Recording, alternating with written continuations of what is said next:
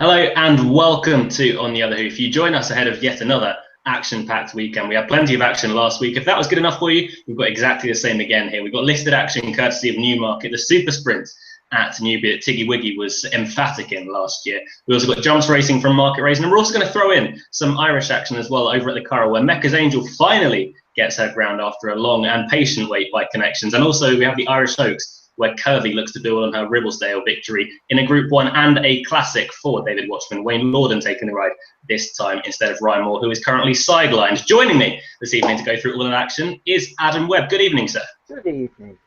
How are you? Good, thank you. Yourself? Yeah, not too bad. I can now breathe after that because we've got a lot of action, but that was a long intro as well. So yeah. I can now just about get the heart rate down. Just when we thought from last week, we thought last week was too much. Tomorrow is ridiculous. There's far too much tomorrow. There were four main meetings, and there were 6 meetings last week. 4 main ones I'd describe, and then 2 in the evening. But tomorrow there's 9 meetings overall. Far too much racing. It's probably not the class of last week either. We had like the likes of the John Smith's Cup, the July Cup, obviously the Group 1, and the Bunbury Cup as well thrown in, and also we had group action at Ascot. This week, not so much, and we have thrown in the Curragh as well. This is a bit of a special treat for you guys. The problem is as well, we were discussing last week, or I saw people suggesting last week that you could move cards maybe to this week, but if you've done that, then you've got 10 meetings, so you couldn't do it. There just needs to be a cut down. 1 or 2 of the meetings from today could be easily run on Sunday, or even if there's 2 or 3 meetings in a week, you could just add that on. I mean, then you'd be saying the crazy then, but I don't see why the Ascot meeting, or even the Chester meeting, to be honest, could have been moved to Sunday. But, yeah, I think the Chester meeting could have been. That might have been a good idea. The Chester meeting would have been a very good meeting to have on a Sunday. We had the likes of Cool Company running there that sort of went by the wayside because no one really cared. We've got group action elsewhere, good handicap action up at York. So that kind of went by the wayside. Some breaking news coming through to us that in the last hour or so, Richard Hughes will hang up his riding boots after Glorious Goodwood this season. So only a couple more weeks of Richard Hughes, the current champion jockey, who will not be crowned champion jockey once more. Adam, thoughts on that? I think it's the right decision for him because he wants to concentrate on his training program and he wants to be firing out the blocks at the end of the season and into next season as well. He hasn't looked as though he's been in love with the game this year. There's been plenty of questionable rides throughout the year, and he's just not in love with the game, and I think it's the right thing to do because now he knows when he's going to retire. I would not be surprised in the next couple of weeks if the confidence levels come back. And at Goodwood, I wouldn't be surprised if he was leading rider there. He has been for the last couple of years. Goodwood's a track that's always been a place that's been brought good things to Richard Hughes. So, yeah, it's one of those. I think it's a positive decision for him anyway. So, yeah. And also a positive decision in the sense that Richard Hannon can now decide who he can have as a stable jockey. And I'm hoping that's Pat Dobbs, who thoroughly deserves He's been Richard Hughes' number 2 for a few years now, and I just think that he deserves the time in the limelight now. Whereas Richard Hannon has been doing the thing where he's been sharing rides around, not competing, but assessing who he'd like to be number 1 for next year. We're going to start off with a question, actually, from KJ, who's back. Welcome back, KJ. And he says, what's your opinion on the jockey's title? Now Richard Hughes is out. We've got...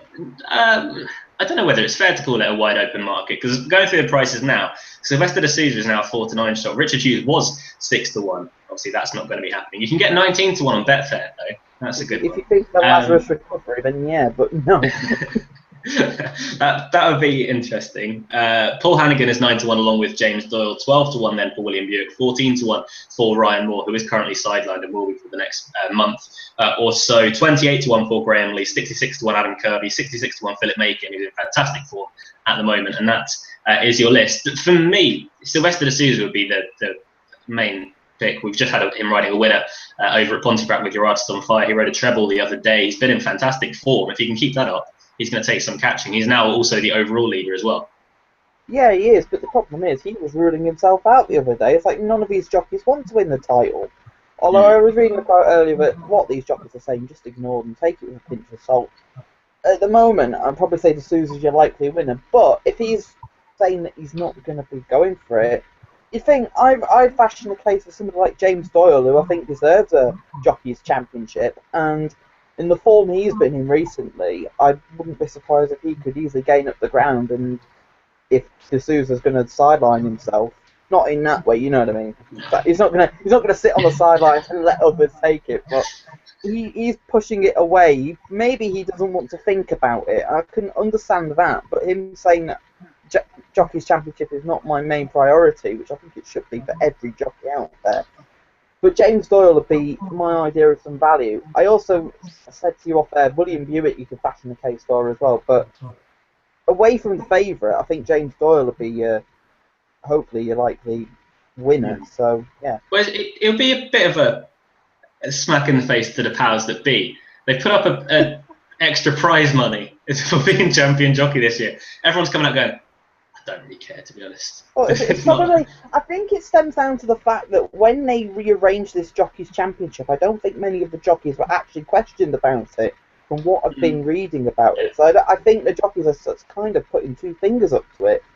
So, yeah. But Sylvester D'Souza would be the logical pick at 4 to 9, albeit you're not really getting much of a price about Sylvester D'Souza to be champion jockey. We've got a competitive day of racing tomorrow and plenty of racing to get through, so we will get started. And as always, you can get in touch with us here at On The Other Hoof. Just tweet us with the same tag as always, at On The Other Hoof. Any question or fancy that you may have for tomorrow's racing will be read out at the end of the show. We've already got plenty of questions coming in, so sit tight. It could be a long one tonight, guys. But you can get in touch with us at On The Other Hoof on Twitter. Any questions, fancies, anything regarding Saturday or Sunday's action, or anything in the world of horse racing that you'd like to send in, then do it, and we'll read it out at the end of the show. But our first race tomorrow will be the 140 from Newmarket, the Betway Handicap, run over a mile. 10 horses go to post here, Adam. It's a competitive race, as always, in a very wide open betting market. Yeah, it is, and I've just made my case for James Doyle to be champion jockey, and I'm siding with him in the first at Newmarket tomorrow to get ever closer to Sylvester D'Souza, and I think that Emirates Sky Cargo is the one to beat here. He was disappointing last time out behind Consort, but I think he had excuses that day, and William Buick got fair slating from Sheikh Fazza on Twitter. He wasn't happy with the ride, so oh dearie me. Anyway, his second behind Musa Syed I thought was a good effort at Guineas weekend, back into handicap company on the July course, and first time tongue tie fitted. If the problems from Sandown had been ironed out, I think he's the best horse in the race and is the one to beat. Strong Steps was second last time out. He looked the likely winner at Kempton until the closing stages, and he got mowed down late on. And I just think that I'm not completely convinced by him. He looks a nice horse, but his handicap mark of 89, I think he's at a level where he's at his competitive level, if you get what I mean, but I don't see much improvement from that mark. If we can was second the other day at Sandown, and these Mark Johnson horses, they could run probably every day of the week with how they are, and I can see him going well as well. But I think Emirates Sky Cargo, if he's over his problems from Sandown, I think he's the one to beat. Yeah, it's a tricky race to get through. The one I've been looking at is Secret Art for the William Knight Yard. If you look at some of the horses that Secret Art's been beaten by recently, it was 7th to AR at Newbury, then he was behind Donica when 3rd at Lingfield, and then after that was behind Jacob Black at Sandown, then finally got his time in the sun at Windsor last time and rallying really well for William Buick. That was on a mark of 89, but all of those horses that have beaten him and he hasn't been too far away from have gone on to bigger and better things. AR was a short price favourite for the Bunbury Cup and also ran in the Hunt Cup at Royal Ascot. Donica's also gone on and won, and Jacob Black has come out and boosted that form again with another big run yet again at Sandown. Tomorrow off a mark of 93, however, with Callum Shepherd with a big £7 claim. He's one of the up-and-coming stars of the weighing room, Callum Shepherd, and good value for his £7 as well. I still think he could be potentially well handicapped, albeit he is one of the older horses against the 3-year-olds that will get their allowance. And the horse that he beat that day was Directorship, who I still don't think is that badly handicapped. He was staying on that day. He may have got to the front a little bit too soon with Fergus Sweeney taking over in the saddle tomorrow. But my fancy would be Secret Art. 15-2, I think, is a fair enough price about the William Knight representative tomorrow. The trip's going to be no worry whatsoever in what looks to be a competitive race. Don't get me wrong. Usually you would fancy the 3-year-olds as well, but I'd say about 15-2. Secret Art is a decent a price in that. Our first visit to Newbury is up next, though, for the 2 o'clock. The Albasti Equiworld EBF breeding with fillies handicap. It just completely rolls off the tongue. Over a mile. 8 horses go to post here, Adam, and a very intriguing profile in Sea Life, who we've only seen once, lost his maiden tag at Windsor, but looked very good in doing so and has been given a mark of 83. I think that's a fair mark, 83, to start her off with. I mean, she was impressive at Windsor, and it was only 12 days ago, and to go straight into handicap company, I think is the right decision. And I do think she is your likely winner. She's the least exposed in the field, and I think she's got more to come. The one I'm going to put up to chase her home is Little Lady Katie, who wasn't disgraced at the start of the season when she was chasing home You Do Don't You and Mutarakes in 2 fairly strong handicaps. 1 over 7 where she was staying on and looked as though the mile would suit, and she wasn't disgraced either behind Mutarakes. She was disqualified last time out, I think rightly so, but she's got a lovely attitude, and if they go from the front again, I can see her fending the others off. I think Sea Life will be too good, but Little Lady Katie around 10 to 1 to chase Sea Life home, I think is the bet to have in the race. So I'm going to put the forecast up, Sea Life to beat Little Lady Katie. Well, I'm going to agree with you completely. Disagree, sorry. I said sorry. Don't know why I said agree. Got my hopes in there. It's also a horse that I'm sure our good friend from Timeform, Callum Adele, who usually joins us, would be putting up as well in Wreck That, the top weight, for Roger Berry and Jim Crowley taking the ride. For a mark of 91, I still think that's very, very lenient. Was 3rd behind Lightning Spear 2 outings ago. Didn't really get the clearest of runs either, but then stepped up out of handicap company last time at Pontefract. It didn't really get the run of the race that day at all. Pontefract at the moment is favouring front runners more than ever at the moment. He was beaten fairly comfortably that day, but was held up.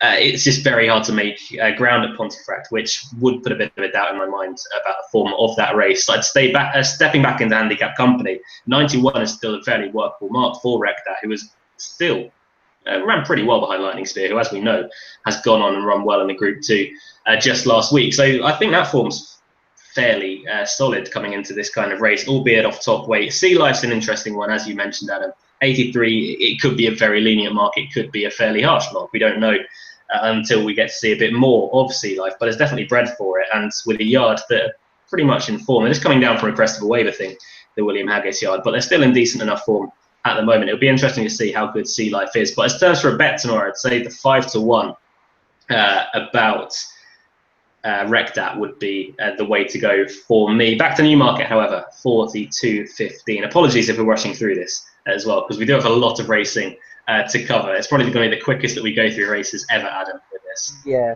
Maybe one or two later on when they spend a bit more time on, but... Yeah. But we'll try and get through the handicaps anyway. But listed company coming up now, the Newsells Park Stud Stakes, registered as the Aphrodite Stakes. Fillies listed race over a mile and a half. 9 runners here, Adam. This is a race that we're not going to hear the last of your selection here, because you quite fancy Arabian Comet, don't you? I do. She is one of my favourite horses in training. She's got an attitude that is second to none. And there were plenty of positives to take from her return run, because William Haggis's yard weren't exactly in flying form at the time. And her run was really promising behind Miss Marjorie. The problem was that she was meant to run a couple of weeks ago, but she coughed, so she was a non-runner. But a mile and a half round Newmarket's July course, I think, will be absolutely up her street. And I think she is the one to beat here. Dreamchild has been running well of late. I mean, second behind Mutatis Mutandis at Nottingham. She won last time out at Deauville on the Fiver Sand with your old friend Mikel Barcelona. How you must miss him on the July course at Newmarket, which beats Persona Grata. I just don't think that she's a filly that against the likes of Arabian Comet and Jordan Princess, I really wouldn't want to be putting her up against them. Jordan Princess is, I think, going to be proving one of those really frustrating horses. She was 4th on her debut as well, and she was 4th at Haydock last time out. I think the return to a sounder surface will help her. I know that the ground last time out was good to soft at Haydock, but I just think better ground is what she wants. And I rate her as the main danger to Arabian Comet. And of the rest, Bright Approach, I think she'll need this. She did look a good filly to start off with last season, but then was disappointing at Royal Ascot, and I think she's had her problems. So it'll be interesting to see how she runs, but I think Arabian Comet should be too good for these. Yeah, it's disappointing that we haven't seen too much of Bright Approach. I was quite a fan of her, of hers last season. I think she ran in the Ribblesdale, wasn't it, at Royal Ascot? where the last time we saw her behind Bracelet, yeah. Yeah, and she just never really built on that early promise that she showed. But being off for 394 days, you'd imagine she would improve for the run. Saying that, it is fairly late to be bringing her out in the season for that first run. I'd be interested to see what her main targets are for the season. I'd be siding, however, not for the first time this season, with Jordan Princess. Probably not as confident as I would have been if she had run a little bit better on her last two runs. Saying that, the ground was probably softer than ideal on both occasions. The one worry with me is that she may have just looked like she has a touch of the slow. She doesn't look overly fast. She doesn't do anything all that fast. It could just be that she really does need the ground rattling fast, which she's going to get tomorrow. It's good to turn in places over at... Actually, no, it's not. It's good ground all over, sorry, at Newmarket. But again, Newmarket is going to be a very stamina-sapping trap over a mile and a half. I think it could just be run to suit Jordan Princess. And finally, she gets the ground that she really desires. So hopefully, as a last-ditch effort, I'd be siding with Jordan Princess once more. I just hope that she can put her best foot forward and build on the promise that she showed us last season. Just got one more point there with Jordan Princess. You said that she's got a bit touch of the slow zone. Do you think a race like the Park Hill at Doncaster would really suit her? A mile and 6 round there with a long home straight. Yeah, but the ground usually comes up a bit soft in that meeting, doesn't it? Yeah, true. Then again, it was all right last year. Good to soft. I think she'd be fine over a mile 6 on a slightly softer surface. I just think over a mile and a half she's tapped the toe. So, and a track like Doncaster would suit her really well. And Kumani obviously won it with Silksari last year. And he likes to target the race. It'd be interesting to see what he sends there. Because I quite like, if he sends Pomona there, I think she'd get the mile and 6 really well. And the 3-year-old allowance would come in very handy, so... Yeah, right, stop getting ahead of yourself.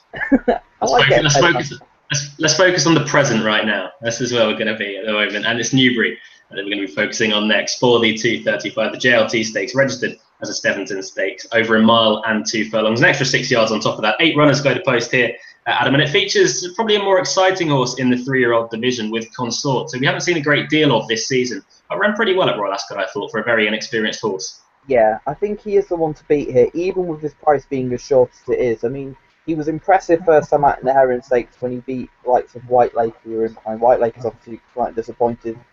I don't think I know he won his maiden from the front, but I don't think tactically at Royal Ascot the race suited him, and I think he can be held up here tomorrow, and I think the step up to a mile and a quarter I think will really help him. He looked at Sandown as though a step up in trip would help, and I was surprised to see him go for St James's Palace in a way. I'm not surprised that they went for it because it's a Group 1. They obviously felt that it was a small field. Let's take advantage of getting some prize money. I think he is the one to beat here. Interlac was a horse that was really exciting when he won his maiden at Newbury. And I seem to remember saying straight afterwards, I'd back that in a 2,000 guineas. I didn't in the end because I felt that it came too quickly and the ground was probably fast enough. It was really quick that day at Newbury, and it was really quick in the Guineas as well. And maybe just 2 runs in quick succession backfired against him, and he's at a break.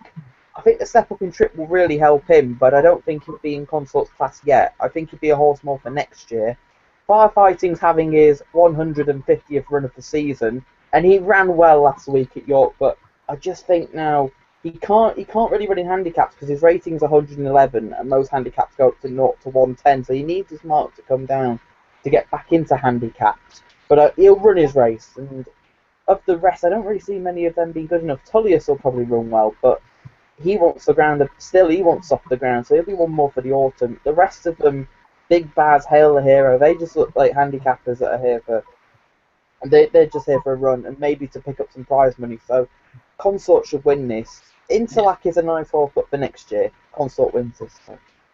Yeah, I completely agree with everything you just said there. Consort is rated 112, probably a bit better than that mark, and 112 is the top mark here alongside Tullius. So on the form that he showed in the St James's Palace, which probably was a little bit below his best, but going to a meeting like Royal Ascot on only your 3rd run on a racecourse, that wouldn't really be ideal, and bumping into a horse like Glen Eagles as well would be less ideal. But there's no Glen Eagles here at all. This is probably lowering his sights somewhat. Interlac, I agree with you, is one of the more interesting ones as well. On official ratings, he's got quite a bit to find, but he's very, very unexposed and comes here with a similar sort of profile to Consort after Interlac definitely disappointed last time. I think it may have just been more that he was more inexperienced in what is a very, very big race in the 2000 Guineas. But stepping up in Trip Interlock, I just wonder as well whether they're going to front run with him tomorrow. Stepping up in Trip, he'll be on the round course as well. I think possibly the first time he's ever run a bend before as well,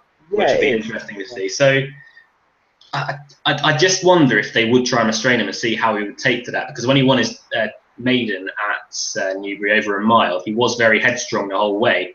Whether he'd take to really being held back, I'm not 100% sure whether they actually do that tomorrow. They could just bring him out in front and make me look like an idiot, which is very, very much possible. But Consort will be the one that I'd be siding with. So Michael Stout said he's been slowly but surely coming to himself, and hopefully he's just about got him right for a good end of the season campaign with Consort, starting with tomorrow in what looks a more than winnable affair. Now, this is momentous on the other hoof, and probably the reason Callum Liddell wasn't on tonight.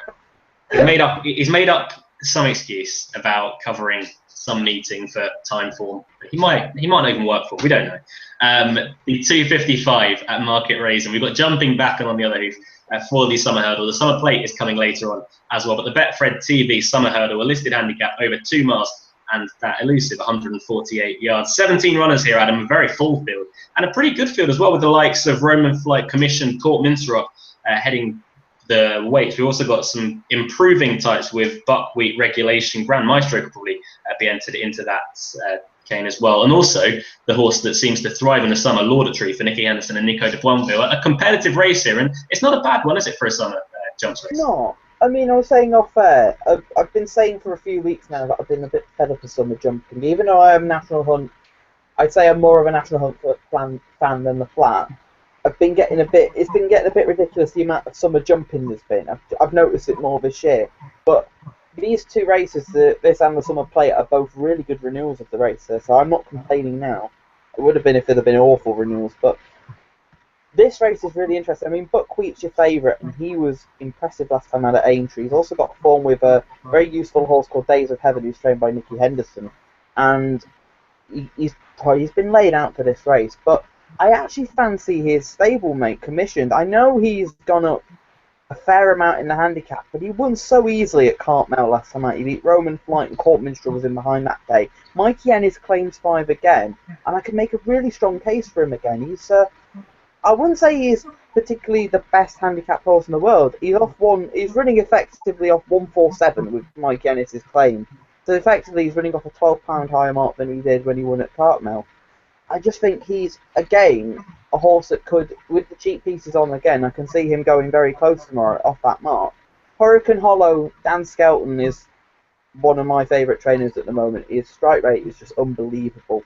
And I can see him going well. He won at Cheltenham's April meeting, and he won nicely there, and I can see he's got a bit of improvement still in his mark. The other horse I do like in the race is Grand Maestro, who was second to Brother Ted on Bet365 Day in AP McCoy's final race for Euro box office. And I remember a viewer of the show, Tony Deacon, mentioning this horse to me on the train in the morning, and he mentioned it again on course. And we got the forecast because I like Brother Ted and he liked Grand Maestro.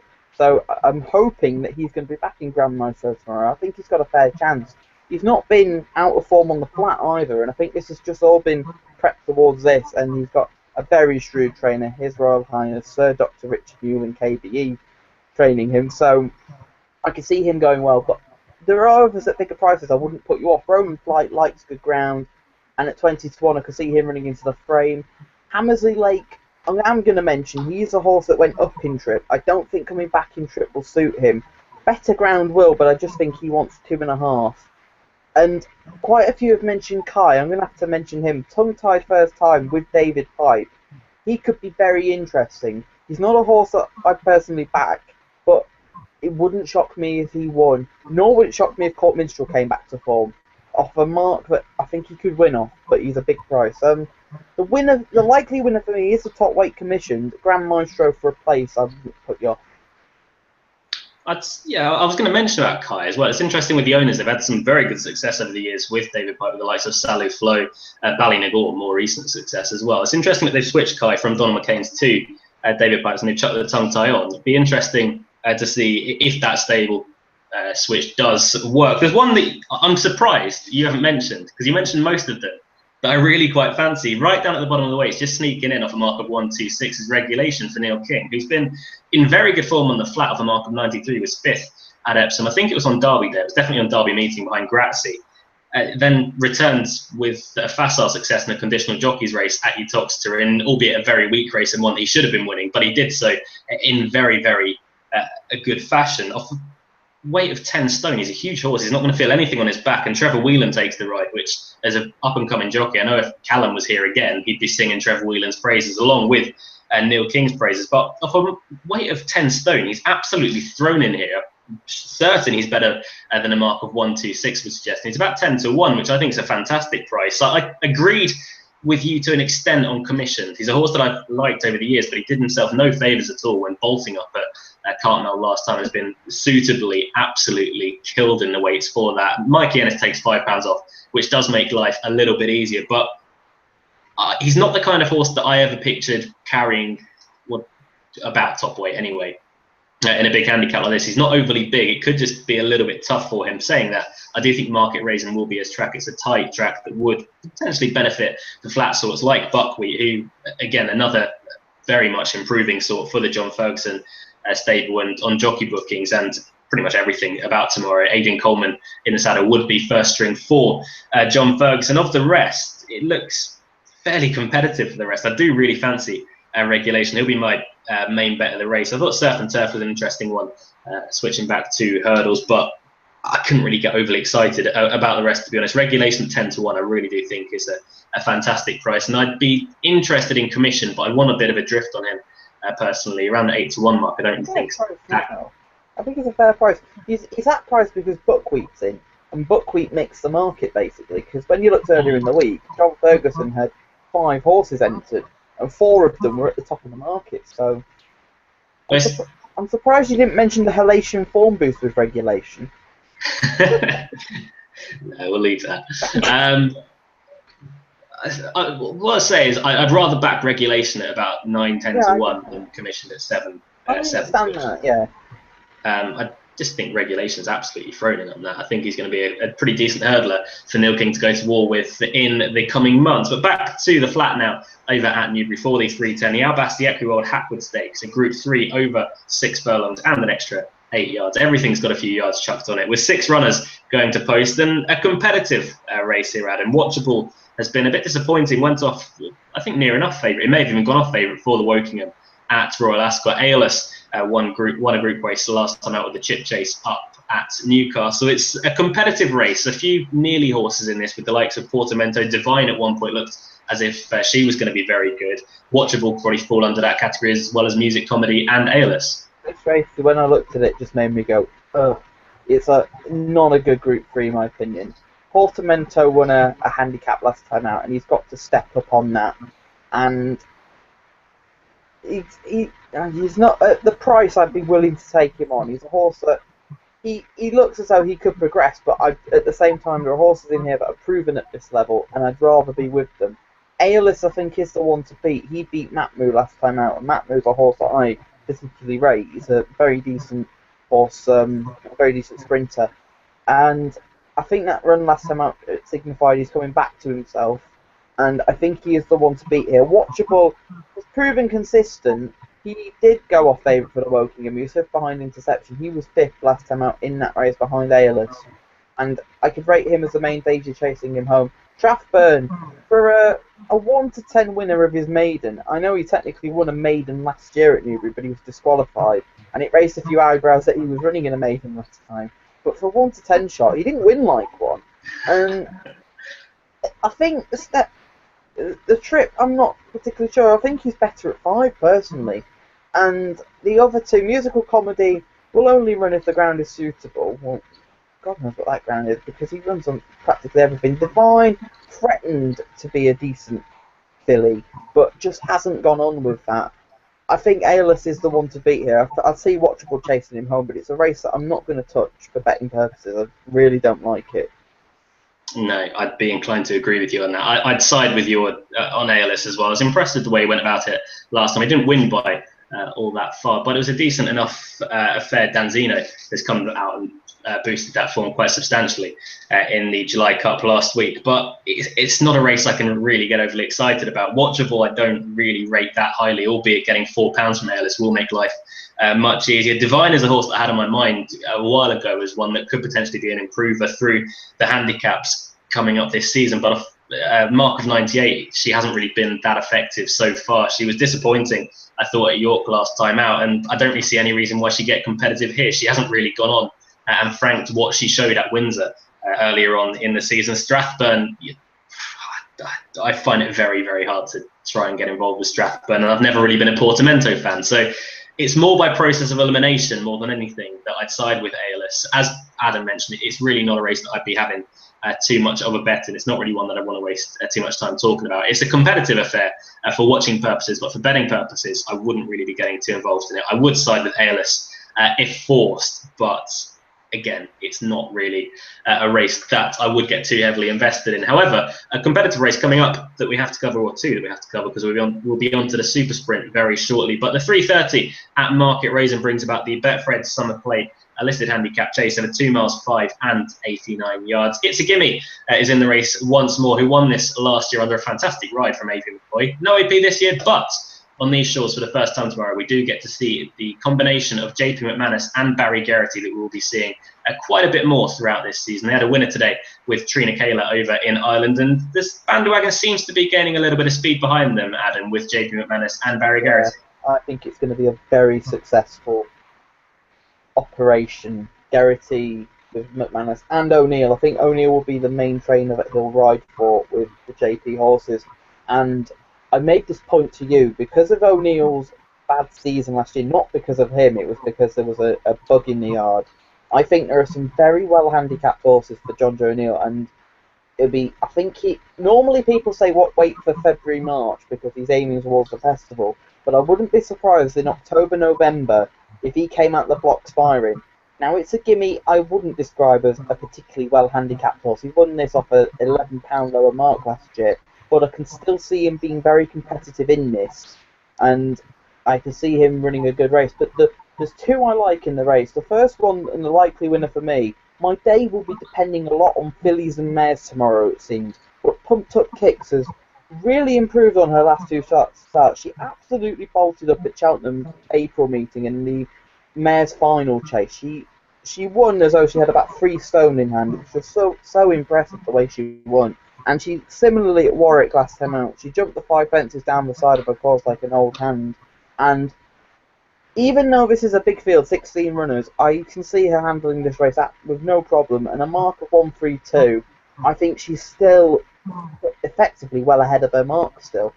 Delark is your favourite, and I will mention him. He's got that elusive form with Coney Greaves, and if you believe that, he's 2 stone well in here. But I definitely don't, because I don't think he's the most natural chaser. He's a bit small, and fences are a bit big for him, so I'm a bit concerned by him. The other horse that I consider having a bet on is Hollow Penny. He's got some of the best form in this race. Second behind Irish Saint. He goes well on decent ground. 5th in the Burn Group Plate behind Dana. And I just think at 16, he's a big price. He improved throughout last season. He started off in the summer. And what he wants is good ground. And he's got it here. 16 is a big price. Others that I would give a note to. Baby Mix, I think, will run well. Champion Court has won his last 2. It's great to see that he's back, but I think he's back on a mark now where I think he will find life tough of 149. So I think Pumped Up Kicks is your likely winner. Each way, Hollow Penny is a big price. Well, you just mentioned the two that I quite like at the end of that there with Champion Court and Baby Mix. We'll start with Champion Court for Martin Keithley and Andrew Tingley. Is about 11-1, which I think is a fair enough price for the horse that used to be very, very good. It was running in graded chases, especially Ryanair chased home Sir Deschamps in the JLT, or the Juicen as it was known back then, wasn't it? Yeah. Whatever the 2.5 mile novice chases at Cheltenham, but he used to have some very smart form to his name. From mark of 149, I should say, 109 if you throw it. 149, he still looks potentially well handicapped on what he's shown, and he's also returned to a bit of form, albeit over hurdles last time out and fences 2 outings ago at Kempton. But he showed a really good attitude once again at Worcester last time, albeit in a much, much weaker race and over hurdles. If he can get probably not his own way anymore. I don't think he's that dependent on the lead as he used to be. But if he can get into a rhythm, then off top weight, he could be a serious force in this kind of race. Off a mark of 149, as I said, I still think there's a little bit of leniency there. But the one that I would side with and favour out of the two would be Baby Mix, who disappointed me last time, to be honest. I think it I'll spit that out. He had the race won, and then I don't know whether it was too quick a run after Punchestown, where again he ran really well off the back of an absence, or I don't know, any excuse. I haven't really heard from the Warren Greatrix yard. But again, he still ran okay. He's been given a break of 62 days, which he seems to run well fresh. I can't believe he's still a 7-year-old, because he's been around for absolute years, and I think he missed the season as well. But he's been in decent enough form. A mark of 140 definitely isn't beyond him. If he goes well fresh, and if he can put his best foot forward once more tomorrow, then after a break of 62 days, I think could be going pretty close. For all that it is a competitive race. Interesting that you brought up Del Arca there. I think he's just not a natural over fences, is he? It was a very weak race last time, and it was a novice chase at Uttoxeter, and he should have won it doing absolute handstands on class, but jumping does let him down sometimes, and over fences I really wouldn't have too much confidence in him whatsoever. But I would side with Baby Mix for win purposes, and I think it's which way saver on Champion Court to roll back the years as the evergreen tenure of the years. But the last race that we're going to be covering is Newbury, and is the 3:45, the Weatherby Super Sprint. Over 5 furlongs and 34 yards. 2 non-runners here to mention. Phantom Flipper ran the other night at Epsom, and Quick and Quirky is also a non-runner as well, leaving us with just 23. Tiggy Wiggy absolutely blew us away in this last year. Richard Hannon has a couple of horses in it this season, well, with Great Page, who is an interesting one. We just had a message from Callum. We'll read that out a bit later. Apologies for that. But we do have Great Page in, who's got a decent level of form. Why is Callum not on if he's watching us? Well, maybe he is working for Time 4. Maybe he's got a little break and he's watching. I don't know. I'm not buying it. A competitive racer, Richard Farley seems to hold about half the field with his runners. Richard Hannon also has a few in with Great Page, who I know both me and you like, Adam. It's a competitive race. I doubt we'll get anything of the likes of Tiggy Wiggy come out of this, but it is a competitive race nonetheless. Yeah, I remember this time 12 months ago being sat in this very spot and saying Tiggy Wiggy got outpaced in the Queen Mary. Why she's over 5 furlongs, I don't know. Within 6 strides of this race 12 months ago, I knew why that she was an absolute good thing, because she actually came out the stalls in front and stole 4 lengths. So, how to get a race really wrong? You could make a book on me getting races completely wrong, and you'd probably have about 15 books in a year. So, this race is interesting. This is where I'm going to say I don't like Accessible, and he'll go and win, but I'm just not completely convinced by him. I mean, he won nicely at Ripon, but then he got put in his place last time out by Lydia's Place, who's since come out and won in nurseries. I just think 3-1 is a really short price. You know, I know he gets weight from most of these, but it's just, in this type of race, he's not a horse that I'd want to be siding with. Soapy Aiken, I think he now wants some give in the ground, and I'm just not completely convinced by him. Last time out at Sandown, he should have won that, but he's just not gone the right way. The one I do like is Great Page. She's got some of the best form in the race. She won in listed company over in Ireland. And with Richard Hughes now announcing his retirement, I just think now he's going to have the confidence to ride out this skin for the next 2 weeks, and this could prove to be one of his last big winners. One at a bigger price, I know that me and you both agree on, is Mr. Luxon, who travelled really well last week at York, and is one of the Richard Fahey horses, and just got run out of it in the last 50 yards. And I just think the step back to 5 with a quick pace here, that'll really suit him, and I think at 25 he's worth a couple of quid each way. The one to beat for me is Great Page. I've got my doubts about the 2 above her in the market, and I think Mr. Luxon will go well at the price. I was shocked to find that we've got a 23-runner race and we agree with the exact same 2. It's disappointing. I apologise for this, but I've been a huge fan of Great Page's since debut. She got beat by Illuminate, who has since gone on to be a very, very good horse and seemingly has the world at her feet in her division. But finishing second to her and not beaten too far doesn't look the worst form. Went over to Nace and won a good race as well. But disappointing last time. I don't really think that she ever found her balance. She didn't get a clear run either. I think there are plenty of excuses that you could put that below par run down to. And this kind of race looks well within her. She travels very strongly, quickens nicely as well. She has all the right credentials. to run a big race in the Super Sprint. And Richard Hughes, who announced his retirement in 2 weeks today, or confirmed it anyway, will be taking the ride on Great Pace. So I imagine he'd want a big Saturday winner just to top that off. And Mr. Lupton, as you mentioned, Adam, I quite fancied Mr. Lupton last week at York. He ran a decent race, and as you mentioned rightly, he travelled into the race very strongly, albeit over 6 furlongs. And I don't think he really saw out the final half a furlong too well, but he came there travelling on the bridle, travelling very, very strongly after being a little bit keen throughout the race. And I thought I was being really quite shrewd with this at 25 to 1. But then Tony Calvin tipped it up on RUK, and then Adam Webb tipped it up on the other hoof. Why am I shrewdy now? Oh, I'll take that as a compliment. Thank you. No, you've removed the word shrewd from that statement. Oh, God. Accessible's an interesting one. That form with Lydia's Place, whether it's good enough to be winning tomorrow, albeit he is getting a lot of weight from some of his rivals and more fancied rivals as well.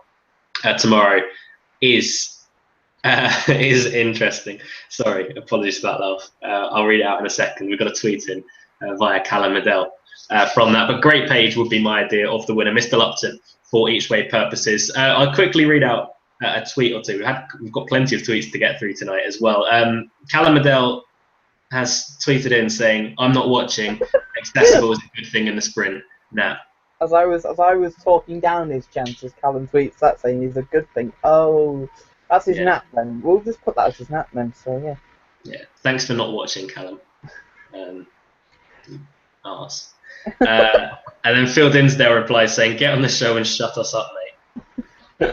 He did tweet to Phil Dinsdale saying there's too many jumps questions on tonight's show. Albeit, I imagine he'd be all over regulation if he was on this. So yeah, I don't know who'd be all over in the plate. I don't know. We'll find out. Right. We promised you action from the Curragh.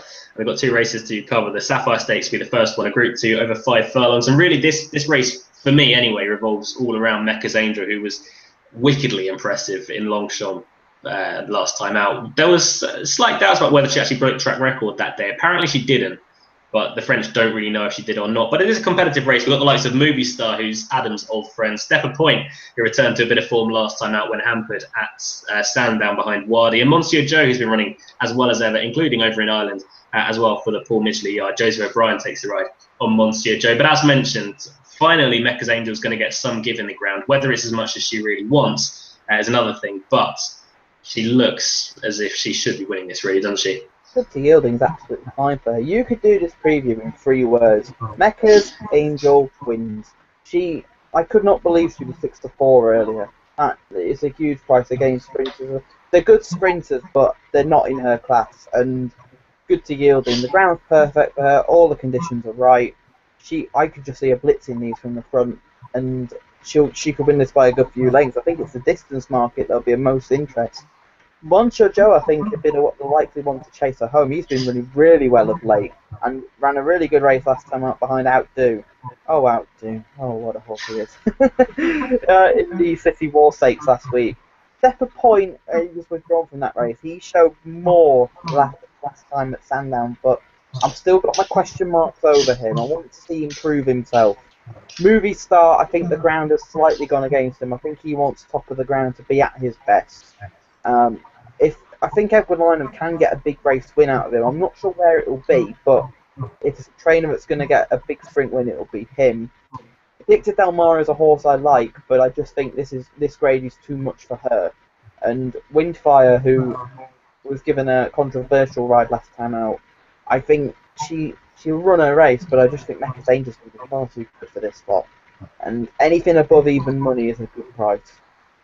I'm afraid that I do have to agree with you on this. Mecca's Angel does look probably a cut above these as well. You got it wrong in Dicta Delmar. She's an absolute beautiful horse. Absolutely love her. She's such a wonderful temperament as well.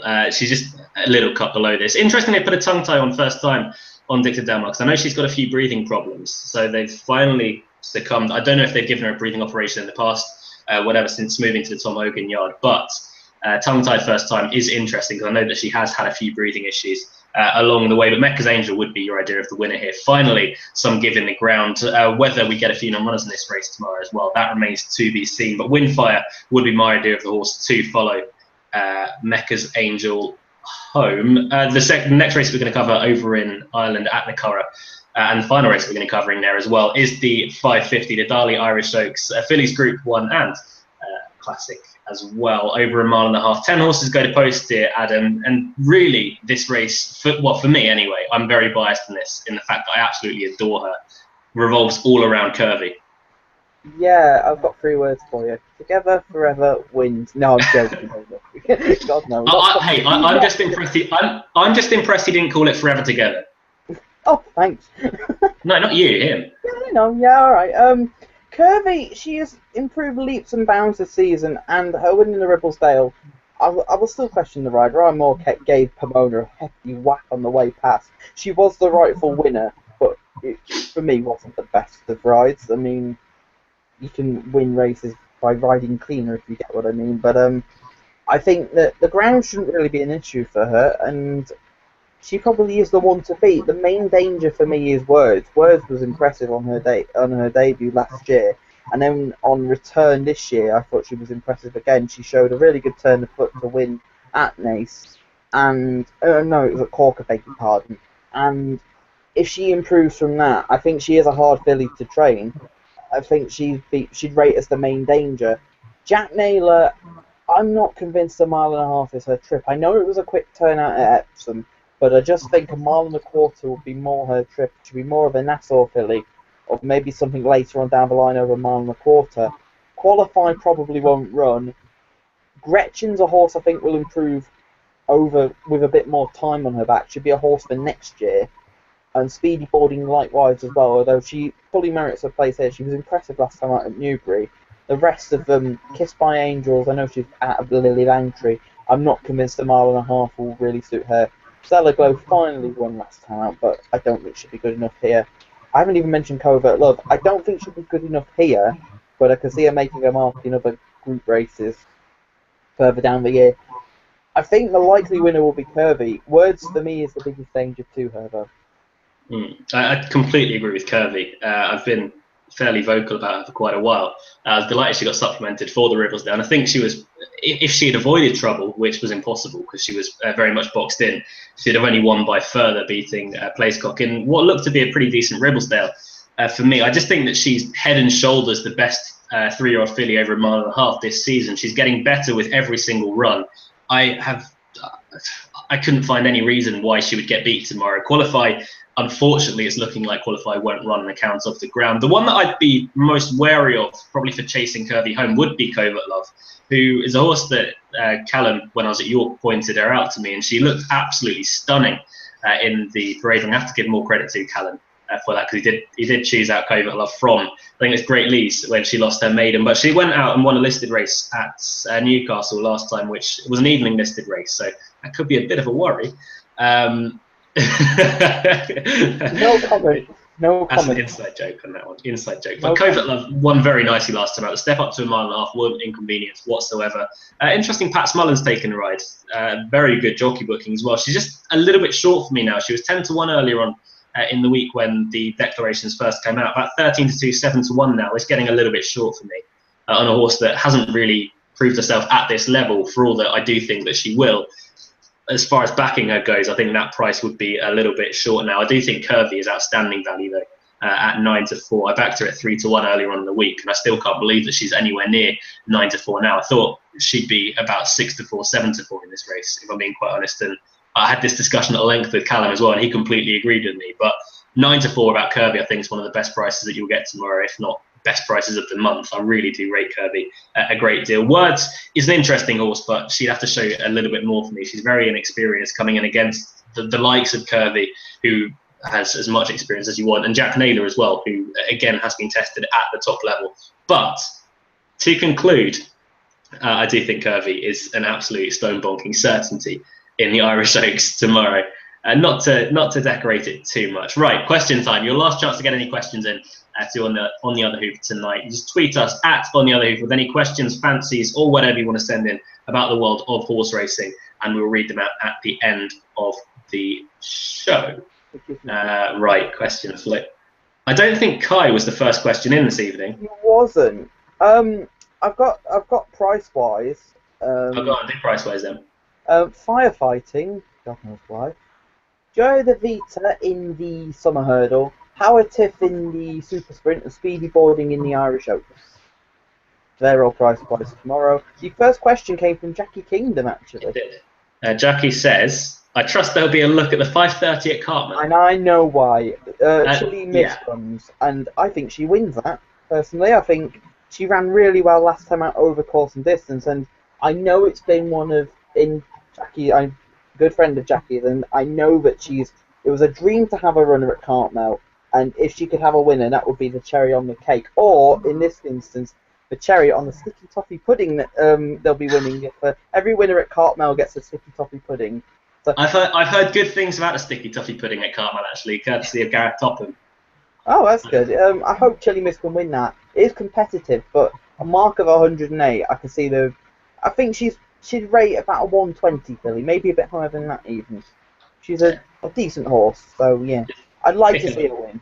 Just pick her legs up at a few more of the hurdles and she'll be absolutely fine. She's bumped into one last time, I think, with Chili Miss. But we wish you luck with that, Jackie. And we hope Chili Miss comes home safe and sound. But best of luck at Cartmel tomorrow. Then Kai Wills sent his question in. Cumro in the 4:10 at Chester. Decent animal on soft and good draw.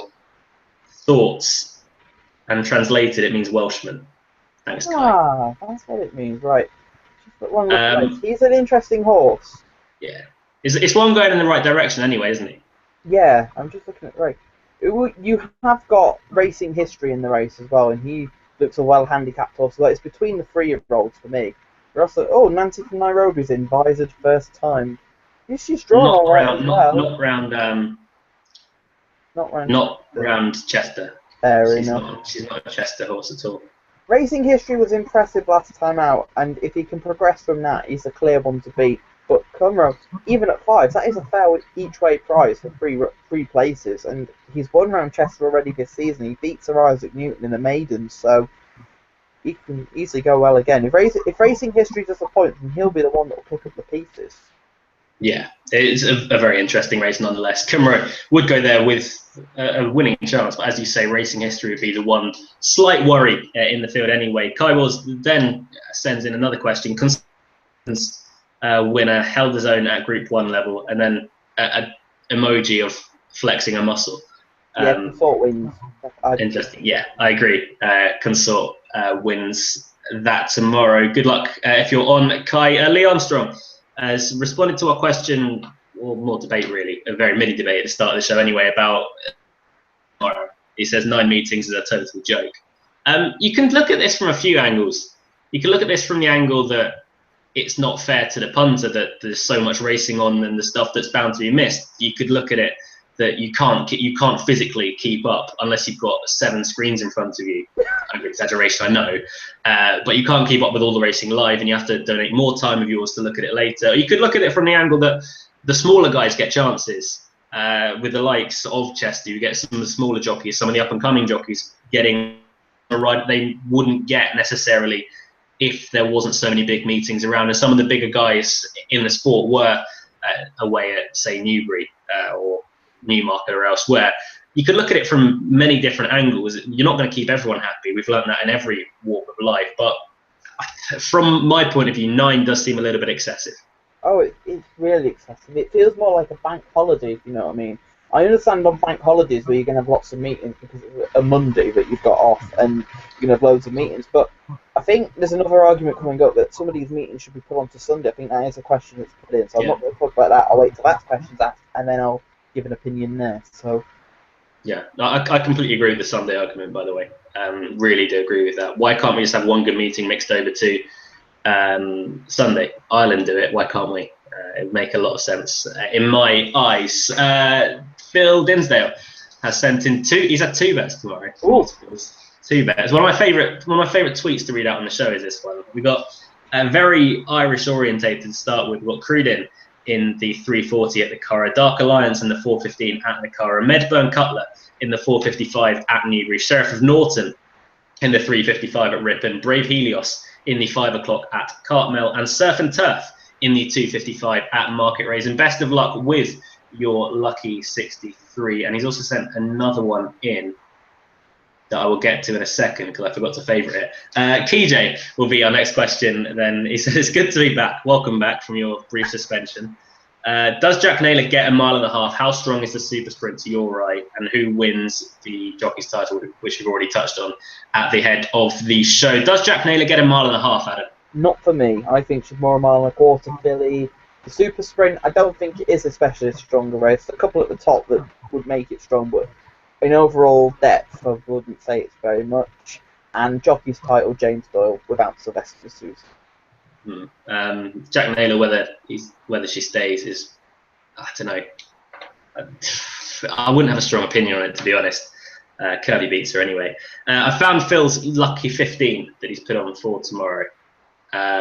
No, it's just a fourfold. Sorry, Noble Friend in the 440 at Market Rasen, Mecca's Angel in the 515 at the Curragh, Words in the 550 at the Curragh.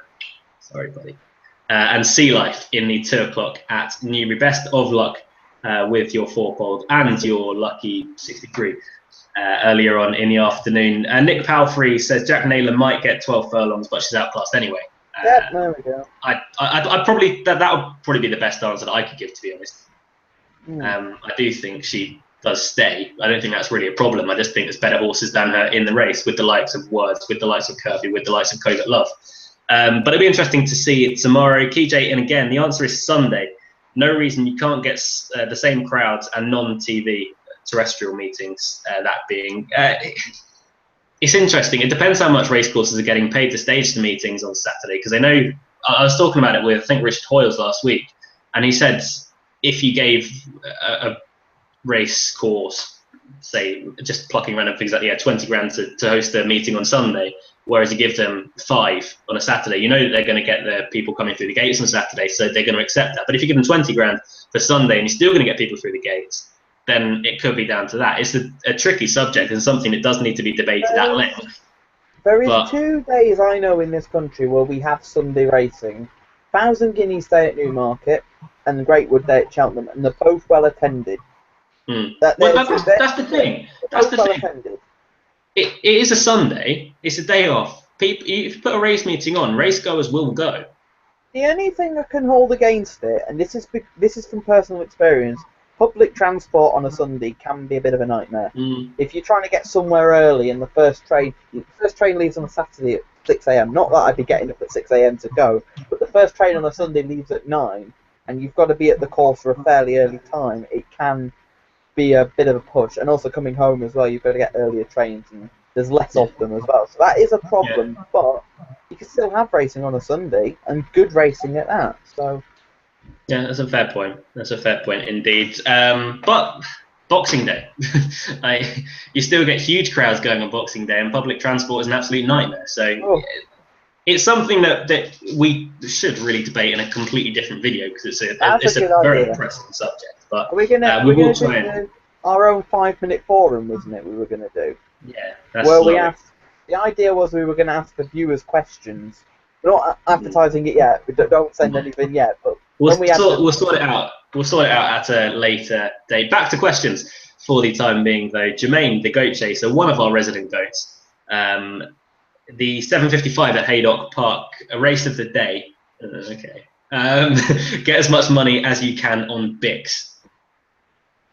Okay. I think that's what I used to call Weetabix when I was a baby. Bix. Yeah, Weetabix was too hard a word to go through. I haven't looked through the 7:55 at Haydock. I will try to while we're reading out the rest of the questions, Jermaine. But good luck with. No, it's a conditions race, and he's rated 43. You've got Hawkesbury in it, who's rated 104. He's 200 to 1. No. Right. Let me just have a look. I'll have a look at the race. You have I'll have a look. Nonetheless, good luck with Bix. I was probably right to refer to that as Weetabix, to be honest. Phil Dinsdale has sent in an abusive message now, and we don't condone this, Phil. He says, "I hate you, Luke." I really fancied Surf and Turf until you mentioned the flat runs regulation has had. Yeah. What if regulation wins tomorrow? Then I imagine the hatred wouldn't be there. But I would take on Surf and Turf with regulation every day of the week. I do really fancy regulation at more of a price But good luck, whatever one you side with, and I apologise for pushing you in the right direction. And then he goes on to say, Curragh Morning King at 14-1 is a great bet. Beat Baby Mix last time out. True. I just think Baby Mix will benefit from that 62-day break. He ran so well at Punchestown. He may have just bounced last time out behind Curragh Morning King. Curragh Morning King isn't the best of jumpers either. No, which is vital around Market Rasen. They go so fast, you make one mistake, and that could be a race done. Baby Mix is one that can see going from the front as well. He went from the front of Punchestown. He really put his own foot forward. He only bumped into a well-handicapped horse, so yeah, it'd make a face of Baby Mix like you did. So yeah. One person that does agree with Curragh Morning King though is Hattie Fuller, who is tweeting again this week. Well done, Hattie. Glad you found out how to do that once more. She goes for Regulation and Curragh Morning King in a double, an each way double, I presume, with those prices. Good luck with half of that anyway, with Regulation. She then goes on to say, can we have a sweepstake on how many more tomes firefighting will run this season? Right, when's this to? That's the question. October, November. Should we say November handicap in case he runs there? Yeah, it's going to be a lot. Hang on. In fairness to him, he takes his racing so well. He does. I'm going to make a note of this as well. I'm going to say 12. No, that's going to be my number. Okay, I'll go 10. Okay then. Right, we'll make a note of that. When we get to November, handicap video, remind us, and then we'll find out how many times he's run since tomorrow. So after tomorrow, tomorrow doesn't count, if you know what I mean. After tomorrow, that's how many times. KJ has then tweeted in once more saying, can the Words fan club, me, and KJ, Graham Woods, who's assistant chairman, Dan Bryden, who's the research secretary, and Jim Gilch, who is on open duty, have an On the Other Hoof shout out. That counts as your On the Other Hoof shout out. I can't condone Words winning tomorrow at all, though. Bad key. It's the main danger for me, so I'll accept. I'll give him a shout out. And I can only apologise for Adam putting Words up as the main danger. That's completely put the mockers on. I apologise for that, KJ. And one last tweet in from Jackie Kingdom. Thanks for the mention, and I hope Adam's right. Luke, you have to try Cartmel Sticky Toffee Pudding, #yummy. I will, at some point. At one point, I will venture to Cartmel. When? It's a lovely place. It's in the middle of nowhere, but it's a lovely track to go. Well, tomorrow would have been an ideal time with Aussie's Dancer. He's running tomorrow at Cartmel. With Tom Cheeseman claiming £7 off again. He'd get on very well. I think they're 2 from 4 together, including 2 big handicap hurdle wins at Plumpton and valuable handicap hurdles for Plumpton as well. So best of luck to Martin Smith down there, friend of the show as well. That's the last tweet that we got in for this evening's show. Naps. Callum would nap the accessible. There we go, accessible in the super sprint. Adam. Arabian Comet at Newmarket. I wanted to put her in a double with Mecca's Angel, but somebody put me off. I wonder who put me off. Well, you'd get a beat if you napped her. Yeah, all right. Well, it's true. Well, how many pounds penalty is my nap? Curse. I'd say good 15. She'd still win. I'm not sure. Play safe. I am going to nap over in Ireland. I'm going to nap Curvy in the Irish Oaks. 9-4 is a ludicrous price. I expect her to be more 7-4, 6-4 come the off. But if she isn't, I'd be absolutely stunned. So Curvy for me in the Irish Oaks. Adam going for Arabian Comet at Newmarket. Newmarket, is it? And Callum, who's Callum going for again? Accessible in the super sprint at Newbury. There you go, and Newbury. So easy races that we've all picked to nap in tomorrow. Best of luck if you're having a bet tomorrow. We'll be back next week, as always, hopefully with Callum Medell once more. And also we'll be covering the build-up to Glorious Goodwood, which is fast approaching throughout the flat season. Best of luck if you're having a bet tomorrow. Until then, we'll see you next week on the Other Hoof. Goodbye.